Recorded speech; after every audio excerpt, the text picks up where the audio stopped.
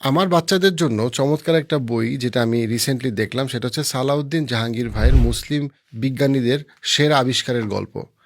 আমরা আমাদের সন্তানদেরকে যখন অনেক কিছু পড়াই তখন আমরা অনেক ক্ষেত্রে ইসলামের পরিচয়টা তাদেরকে শুধুমাত্র সালাত, নামাজ, রোজা, হজ, জাকাত এর মধ্যেই আমরা রাখি।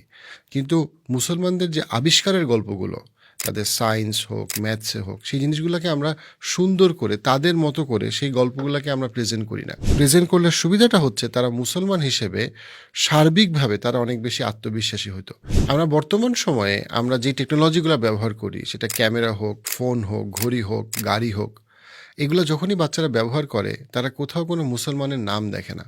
কিন্তু এই প্রত্যেকটা আবিষ্কারের সায়েন্স, ফিজিক্সের একেবারে আমি যদি ভিতরে পিছনের ইতিহাসে যাই, সেই পিছনের ইতিহাসে আমরা সবসময় মুসলমানদের অবদানকে স্বীকার করতেই হবে। কিন্তু আমরা মুসলমানরাই সেই ইতিহাসটা যদি না জানি বা আমরা সন্তানদেরকে যদি বলতে না পারি, তাহলে তো মুশকিল। সেই জায়গাটা থেকেই সুলতানস প্রকাশিত এই বইটা আমার কাছে মনে হয় খুবই প্রাসঙ্গিক। এবং এই বইটার মধ্যে এটা যেমন একদিকে একটা অ্যাক্টিভিটি বুক, আরেকদিকে এই বইটা অনেক তথ্যবহুল, যেখান থেকে শেখার অনেক কিছু আছে। যে কোনো বাবা মার জন্য আমি সহ এই সালাউদ্দিন জাহাঙ্গীর ভাইয়ের এই বইটা আমি মনে করি একটা চমৎকার বই।